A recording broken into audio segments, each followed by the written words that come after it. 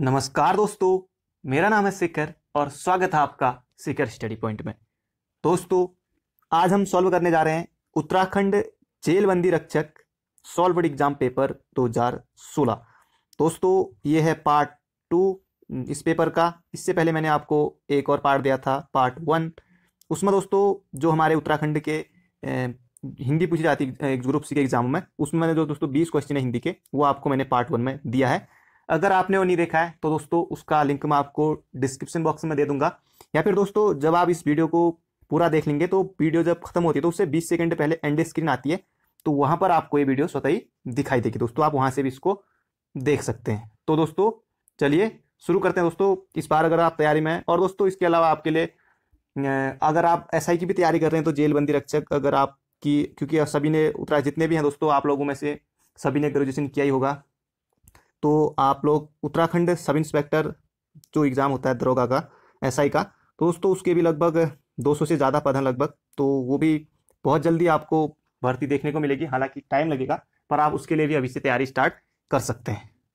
तो दोस्तों इसके अलावा आप ये ना सोचें कि आप कॉन्स्ट्राइक का पेपर दे देंगे तो आप इसको नहीं देखेंगे, इस पेपर को, तो आपको भी बहुत फायदा मिलेगा दोस्तों, आप भी इसको देख सकते हैं। तो आपने फर्स्ट गार्ड का जो एग्जाम हुआ था 16 फरवरी को, उसमें भी देखा था कि कई क्वेश्चन रिपीट हुए थे। तो चलिए दोस्तों शुरू करते हैं। दोस्तों क्वेश्चन नंबर 21 से है, स्वतंत्र भारत की प्रथम सामाजिक आर्थिक तथा जाति जनगणना कब कराई गई।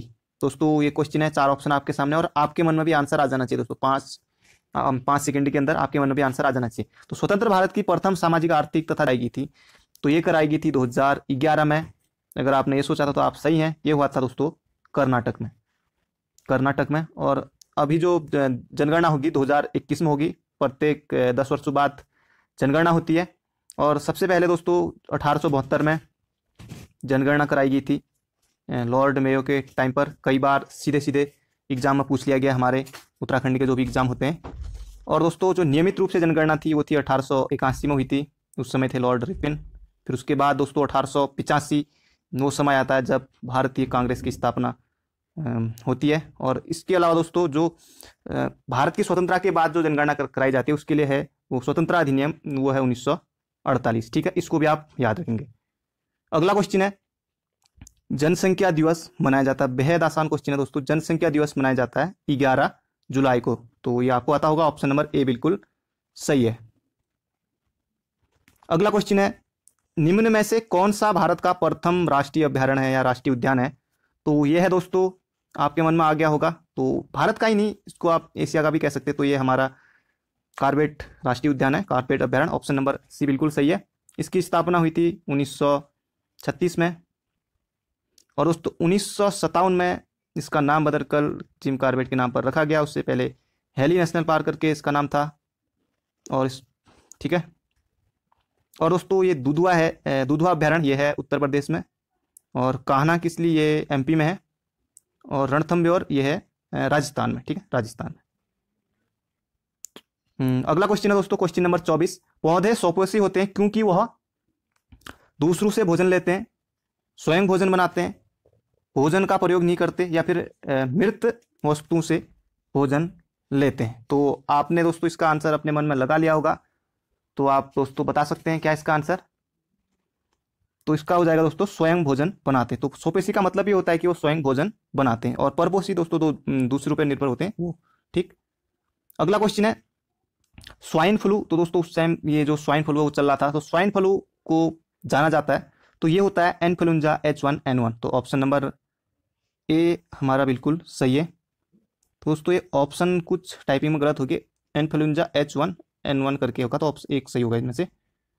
अगला क्वेश्चन है, जीवन कहलाता है जब किसी में निम्न गुण हो। तो जीवन कहलाता है जब किसी में निम्न गुण हो। तो दोस्तों ये 4 ऑप्शन है, वृद्धि, श्वसन, उपापचय या फिर सभी। तो दोस्तों आप जब छोटी कक्षा में होंगे तो आपने पढ़ा होगा जीव में ये गुण होते हैं इस तरह का। तो ये होता है दोस्तों, जीव में वृद्धि भी होती है, श्वसन भी होता है और उपापचय भी होता है। तो ऑप्शन नंबर डी हमारा बिल्कुल सही हो जाएगा। अगला क्वेश्चन है, सभी वृत्त होते हैं। तो सभी वृत्त होते हैं दोस्तों, ये आपको बताना है। सर्वागसम, कोई संबंध नहीं, समरूप या फिर इनमें से कोई नहीं। तो दोस्तों आपके मन में आंसर आ गया होगा। तो सभी वृत्त होते हैं, ये होते हैं समरूप। तो दोस्तों वीडियो को अंत तक जरूर देखना और चैनल को जरूर सब्सक्राइब करना। अगला क्वेश्चन है, भारत की आज़ादी के समय इंग्लैंड का प्रधानमंत्री कौन था? तो भारत की आज़ादी के समय इंग्लैंड का प्रधानमंत्री कौन था? दोस्तों आज़ादी 1947 की बात चल रही है, जब भारत आज़ाद हुआ तो उस समय थे एटली। और कई बार यहाँ ये पूछा है कि आज़ादी के समय कौन था, और कई बार हमारे जो ग्रुप सी के एग्जाम उनमें पूछा गया कि 1857 के समय 1857 की क्रांति के समय इंग्लैंड का प्रधानमंत्री कौन था। तो इस तरह से क्वेश्चन आता है। तो उस समय थे दोस्तों पॉमस्टन। ठीक है, पॉमस्टन कई बार पूछा गया है। तो सब क्वेश्चन जो पॉमस्टन, जो गलत दिखता है पॉमस्टन है, आप याद कर सकते हैं। अगला क्वेश्चन है, दोस्तों भारत के वर्तमान अटॉर्नी जनरल कौन है? तो उस समय के हिसाब से यह क्वेश्चन दोस्तों अभी होगा इनमें से कोई नहीं, तो अभी है के वेणुगोपाल। ठीक है, ये आपको याद रखना है दोस्तों आप देख सकते हैं कि किस तरह के क्वेश्चन पूछे जा रहे हैं। जीके जीएस थोड़ा, हालांकि इस बार लेवल हाई होगा, साइंस से भी है थोड़ी, और इसके अलावा कंप्यूटर की भी क्वेश्चन है, करंट अफेयर भी है, जीके जीएस वो सभी है। तो दोस्तों अगला क्वेश्चन है, बिल्कुल आसान क्वेश्चन है, किसे कंप्यूटर का जनक कहा जाता है? आप बचपन से पढ़ते आ रहे हैं, तो ये है चार्ल्स बेबेज। तो ये आपका गलत नहीं होगा, ऑप्शन नंबर बी बिल्कुल सही है। अगला क्वेश्चन है, आईटी का पूरा नाम है? तो आईटी ये है इंफॉर्मेशन टेक्नोलॉजी। ठीक है, information technology, option number A बिल्कुल सही है। अगला क्वेश्चन है, सीपीयू का पूरा नाम है? तो दोस्तों सीपीयू का पूरा नाम है, यह सेंट्रल प्रोसेसिंग यूनिट।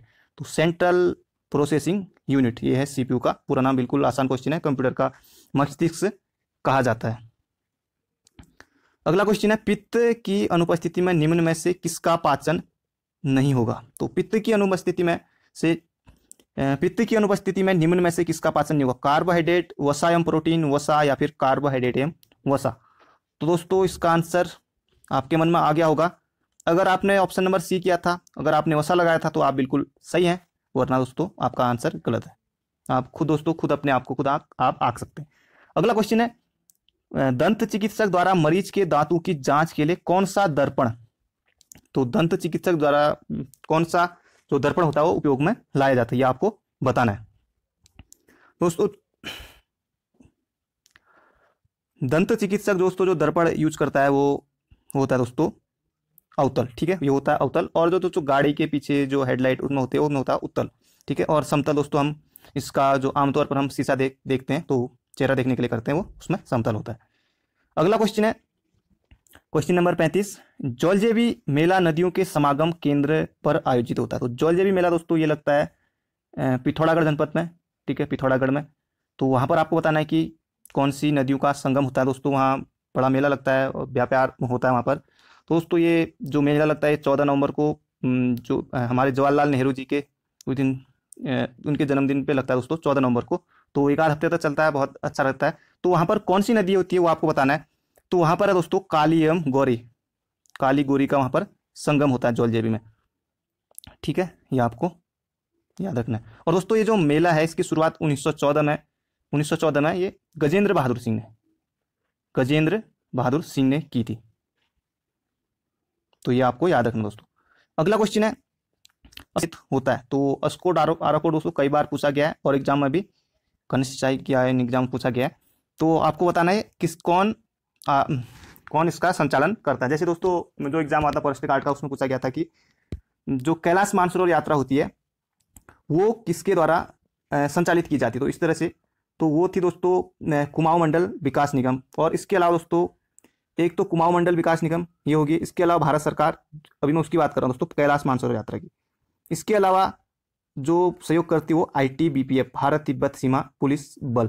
तो इन तीनों के द्वारा जो है कैलाश मानसरोवर यात्रा का संचालन किया जाता है, और भारत सरकार विदेश मंत्रालय के द्वारा। और ये दोस्तों ये ऑप्शन हो गए। अस्कोड आराकोट इसके द्वारा संचालित की जाती है, तो ये है पहाड़ स्थान बोल रहा हूँ, पहाड़ संस्थान। तो ऑप्शन नंबर सी बिल्कुल सही है, ये है 1974 में शुरू हुई थी। और दोस्तों ये अस्कोट है, अस्कोट ये है दोस्तों पिथौरागढ़ में, और आराकोट है उत्तर काशी में। तो ये 12 वर्षों में होता है, तो ये आप याद रख सकते हैं। और यूनेस्को का मुख्यालय दोस्तों, अगर ये आपको आता है तो आप कमेंट बॉक्स में जरूर बताना यूनेस्को का मुख्यालय दोस्तों। अगर आप, बहुत आसान क्वेश्चन है, आप इसका आंसर कमेंट में जरूर करना। अगला क्वेश्चन है, किस धार्मिक यात्रा की शुरुआत गौरीकुंड से पैदल प्रारंभ होती है? तो कई बार पूछा गया और एग्जाम में भी। तो आपको बताना कि किस धार्मिक यात्रा की शुरुआत गौरीकुंड से पैदल प्रारंभ होती है। तो गौरीकुंड, सबसे पहले दोस्तों ये क्वेश्चन बन गया कि गौरीकुंड कहाँ है। तो गौरीकुंड है दोस्तों, आपके मन में आ गया होगा, तो गौरीकुंड कहाँ है? रुद्रप्रयाग में, रुद्रप्रयाग। और दोस्तों एक क्वेश्चन आया था कि फॉरेस्ट गार्ड के एग्जाम में, रावण की तपस्थली बैरास कुंड कहाँ है? रावण ने तपस्या की थी, रावण की तपस्थली बैरास कुंड कहाँ है? तो ये है, वहाँ केदारनाथ भी था, चमोली भी था ऑप्शन में, और भी ऑप्शन थे, और एक उनमें से कोई नहीं था। तो ये जो है रावण की तपस्थली बैरास कुंड है दोस्तों चमोली में, इसको याद कर लेना। ठीक है दोस्तों, चमोली में। और धार्मिक यात्रा, तो धार्मिक यात्रा हमारी ये होती है केदारनाथ, अमरनाथ जो है ये है J&K, जम्मू एंड कश्मीर में। बाकी हमारे दोस्तों जो केदारनाथ धाम है ये है रुद्रप्रयाग जनपद में, बद्रीनाथ है चमोली में, बद्रीनाथ है चमोली में, और बद्रीनाथ में सबसे ज़्यादा श्रद्धालु आते हैं। और गंगोत्री और यमुनोत्री ये हैं उत्तरकाशी जनपद में। तो दोस्तों ये जो उत्तराखंड के धामों का प्रवेश द्वार किसे कहा जाता है? तो ये हरिद्वार। अगला क्वेश्चन है question number 38, Himalayan institute hospital एवं ट्रस्ट की स्थापना किसने की? तो आपको ये बताना है दोस्तों, ये और एग्जाम में भी कई बार पूछा गया है। तो ये की थी दोस्तों, हिमालयन इंस्टीट्यूट हॉस्पिटल एवं ट्रस्ट की स्थापना की थी स्वामी राम ने। ऑप्शन नंबर सी बिल्कुल सही है। तो ये तो दोस्तों आपने उसी भी लगा लिया होगा, ऑप्शन एलिमिनेट करके, जानता हूं मैं। और नारायण दत्त तिवारी दोस्तों उत्तराखंड के मुख्यमंत्री रहे, यूपी के मुख्यमंत्री रहे। गोविंद बल्लभ पंत उत्तर प्रदेश के प्रथम मुख्यमंत्री रहे 1946 में। 1957 में दोस्तों भारत रत्न मिला इनको, और एकमात्र व्यक्ति हैं जिनको अभी तक भारत रत्न मिला उत्तराखंड से। अल्मोड़ा में दोस्तों इनका संग्रहालय है जहाँ पर माल रोड है, तो आप वहाँ भी देख सकते हैं इनके। और दोस्तों हेमती नंदन बहुगुणा ये भी मुख्यमंत्री रह चुके हैं उत्तराखंड और यूपी के। और दोस्तों ये शायद HNB ये तीन बार रहे हैं। और HNB दोस्तों इन स्टेडियम भी है, HNB स्टेडियम ये है अल्मोड़ा में। अगला क्वेश्चन है कोटेश्वर डैम किस नदी पर बना है? दोस्तों डैम से भी क्वेश्चन अक्सर एग्जाम में पूछ लिया जाता है, यूपीएससी इस तरह के क्वेश्चन पूछता है, छोटी छोटी नदियों पर पूछ लेता है। जैसे एक था दोस्तों काशीपुर में डैम है, कोई ढेला या पीखा नदी पर है, तो ये डैम है दोस्तों। वो जो मैं डैम की बात कर रहा हूँ वो है तुमड़िया डैम। ये छोटे छोटे दोस्तों इस तरह से एग्जाम में पूछा जाता है कि तुमड़िया डैम कहाँ पर है, तो ये है ढेला में पीखा नदी पर, यह है काशीपुर में, उधम सिंह नगर जनपद में। तो जनपद पूछा गया था। और दोस्तों काशीपुर में दोस्तों जो बाला सुंदरी मंदिर है, ये BPDO के एग्जाम में भी आया था, बाला सुंदरी मंदिर। यहाँ बाल रूप में दुर्गा माता की पूजा होती है, तो ये है काशीपुर में। कोटेश्वर डैम तो दोस्तों ये है भागीरथी नदी पर, और ये कहाँ स्थित है? अगर दोस्तों आपको आएगा तो ये आप आता ही होगा दोस्तों आपको, तो आप कमेंट बॉक्स में जरूर करना कोटेश्वर डैम कहाँ किस जनपद में स्थित है। काली नदी दोस्तों इसकी लंबाई जो सबसे लंबी नदी है 252 किलोमीटर इसकी लंबाई है। तो उसके अलकनंदा की 195 है। रामगंगा दो है, पश्चिमी रामगंगा और पूर्वी रामगंगा। अब दोस्तों ये क्वेश्चन आ ही गया है यहाँ पर, उत्तराखंड की सर्वाधिक लंबाई वाली नदी कौन सी है? तो कोई मतलब मैंने आपको अभी बताया, तो यह है काली नदी, ऑप्शन नंबर ए बिल्कुल सही है। इसकी लंबाई है 252 किलोमीटर। और इसके अलावा दोस्तों अलकनंदा, ये दोस्तों सबसे पहले इसका उद्गम बता दूं मैं आपको, ये होता है सतोपंथ हिमनद से, 195 किलोमीटर दोस्तों इसकी लंबाई है। और इसके अलावा अब रामगंगा और पश्चिमी रामगंगा ये दो हैं, शायद ये भी मेरे को याद नहीं आ रहा है। और भागीरथी दोस्तों जो इसको बोला जाता है देवप्रयाग के बाद गंगा के नाम, तो उसके बाद दोस्तों इसकी लंबाई है 205 किलोमीटर। ठीक है, 205 किलोमीटर। और ये भागीरथी देवप्रयाग तक बहती है दोस्तों, गोमुख से देवप्रयाग तक। अगला क्वेश्चन है रिंगाल का उपयोग किया जाता है। तो रिंगाल आपको बताना है चूड़ियों में, कंबल में, मोतीदाना में, या फिर कालीन, कटोरा, टोकरी में। तो रिंगाल दोस्तों, रिंगाल या मोस्टा, इस तरह के कई बार क्वेश्चन पूछा गया हमारे एग्जाम में। अभी जो हाल ही में भी एग्जाम आता है वो कंस्ट्रक्ट का, उसमें भी पूछा गया था। तो रिंगाल का उपयोग किया जाता है कालीन, कटोरा, टोकरी। ठीक है, इनमें ऑप्शन नंबर डी बिल्कुल सही है। अगला क्वेश्चन है उत्तराखंड की निम्न में से किस समुदाय में सर्वाधिक साक्षरता दर है? दोस्तों यहाँ से लगभग हर एग्जाम में ये जो हमारे जितनी भी दोस्तों ये बोक्सा, राजी, भूटिया, ये सब जनजातियां, तो यहाँ से क्वेश्चन जरूर आता है दोस्तों। एक क्वेश्चन आया था कि जो फॉरेस्ट गार्ड का एग्जाम होता है, भूटिया के ग्रीष्मकालीन आवास को क्या कहते हैं? तो इसको कहते हैं दोस्तों मैथ कहते हैं। और जो मुनसा होता है, गुंडा या मुनसा, वो होता है शीतकालीन आवास। तो ये आप याद रख सकते हैं दोस्तों। अभी इस बार ग्रीष्मकालीन पूछा है तो अगली बार शीतकालीन पूछ दे, कुछ भी हो सकता है। तो उत्तराखंड की तो आपको बताना साक्षरता दर किसकी है, तो यह है दोस्तों भोटिया में, ठीक है, भोटिया में। और सबसे ज्यादा दोस्तों अगर उत्तराखंड में जनसंख्या किसकी है, तो यह है थारू की, ठीक है, थारू की। और जौनसारी दोस्तों, जौनसार बाबर ये देहरादून में है, और महासू देवता इनके देवता है। अगला क्वेश्चन है, क्षेत्रफल की दृष्टि से निम्न में से कौन सा जिला उत्तराखंड राज्य में सबसे छोटा है। तो यहाँ पर छोटा है दोस्तों, यहाँ पर तो सबसे छोटा ही दे रखा है उसे भी। अगर कई बार एग्जाम में होता है कि वो लास्ट के दूसरे या फिर तीसरे में से पूछता है, तो वो सबसे छोटा होता है, वो सबको पता है चंपावत, तो वो ऑप्शन में नहीं मिले तो आपको नीचे से भी याद रखने होंगे। और ठीक है, तो ये हो जाएगा दोस्तों चंपावत, ठीक है, ऑप्शन नंबर सी बिल्कुल सही है। अगला क्वेश्चन है, उत्तराखंड में सर्वाधिक नगरीकृत जनपद कौन सा है। तो उत्तराखंड में सर्वाधिक नगरीकृत जनपद कौन सा है, तो क्वेश्चन नंबर 44 दोस्तों, इसका आंसर आप कमेंट बॉक्स में जरूर बताना। नहीं तो मैं इसको अगली वीडियो में जब रीजनिंग कराऊंगा इसकी, जो हल्के मैथ के क्वेश्चन पूछे गए थे, उसमें आपको जरूर बताऊंगा। अगला क्वेश्चन है, जनगणना 2011 के अनुसार उत्तराखंड में देश की आबादी का कितना प्रतिशत निवास करता है। ये करता है दोस्तों 0.83%। ऑप्शन नंबर ए बिल्कुल सही है। अगला क्वेश्चन है, इंदिरा गांधी राष्ट्रीय वन अकादमी कहाँ स्थित है। इंदिरा गांधी राष्ट्रीय वन अकादमी कहाँ स्थित है, तो यह है दोस्तों देहरादून में, देहरादून। दोस्तों अगर आपको कोई चीज़ नहीं आ रही हो तो बहुत कम चांसेस होते हैं कि, मतलब ज़्यादातर दोस्तों अगर 70% आप मान सकते हैं लगभग, अगर आपको तुक्का भी मारना है तो आप देहरादून में कुछ चीज़ नहीं आती है तो आप देहरादून भी तुक्का मार सकते हैं वहाँ पर, ठीक है, यह है देहरादून में। और FRI forest research institute Dehradun में, देहरादून में बहुत से संस्थान हैं। और सिंचाई अनुसंधान ये जो है रुड़की में है, ये आप याद रख सकते हैं। अगला क्वेश्चन है, भारत में खारे पानी की सबसे बड़ी झील कौन सी है। बिल्कुल आसान क्वेश्चन है, चिल्का झील है, और ये है उड़ीसा में। पुष्कर झील है राजस्थान में। और एक बार ये पूछा गया था कि जो पुष्कर में जो मेला लगता है पशु का मेला, तो वो कहाँ लगता है, ये पूछा गया था, ये पुष्कर में लगता है। और दोस्तों डिडवाना झील ये है राजस्थान में, और वुलर झील ये है JNDK जम्मू एंड कश्मीर। अगला क्वेश्चन है, निम्न में से कहाँ सबसे पुरानी चट्टान है। तो सबसे पुरानी चट्टान है यह है अरावली। ऑप्शन नंबर बी बिल्कुल सही है। मोस्ट इंपोर्टेंट क्वेश्चन है, आगे भी पूछा जा सकता है।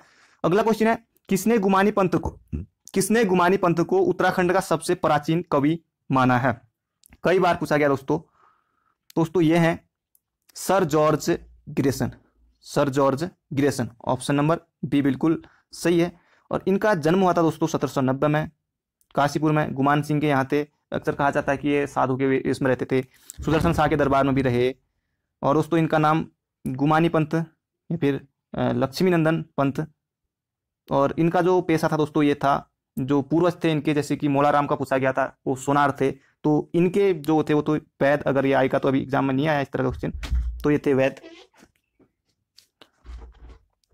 आचार्य रामचंद्र शुक्ल ने इन्होंने लिखा हिंदी साहित्य का इतिहास। अगला क्वेश्चन है, कड़वाश्रम किस नदी के तट पर स्थित है। तो बेहद आसान क्वेश्चन है। कड़वाश्रम है मालिनी नदी के तट पर। और मालिनी नदी के तट पर ही अभिज्ञान शाकुंतल की रचना की थी कालिदास ने। यमुना नदी दोस्तों देहरादून में बहती है। कोसी अल्मोड़ा में कोठार बांध है। टॉन्स नदी भी देहरादून में। अगला क्वेश्चन है, पुष्पेश पंथ को किस क्षेत्र में जाना जाता है। तो पुष्पेश पंथ को किस क्षेत्र में जाना जाता है। राजनेता, वैज्ञानिक, गणितज्ञ, अंतर्राष्ट्रीय मामलों के विशेषज्ञ। तो पुष्पेश पंथ को जाना जाता है, ऑप्शन नंबर सी सही है, अंतर्राष्ट्रीय मामलों के विशेषज्ञ। अगर आपने भी यही सोचा था तो आप बिल्कुल सही है। अगला क्वेश्चन है, बागनाथ मंदिर स्थित है। तो बागनाथ मंदिर स्थित है तो यह है बागेश्वर में, ऑप्शन नंबर डी। 1602 में इसका जीर्णोद्धार कराया था चंद शासक लक्ष्मीचंद ने, जो कि रुद्रचंद का बेटा था। अगला क्वेश्चन है, पहल योजना का संबंध निम्न में से किससे। तो पहल योजना यह है रसोई गैस से। अगला क्वेश्चन है, निम्न में से कौन सा समरूप मिश्रण है। तो समरूप मिश्रण, तेल में पानी, एल्कोहल में पानी, रेत और नमक, या फिर चीनी और नमक।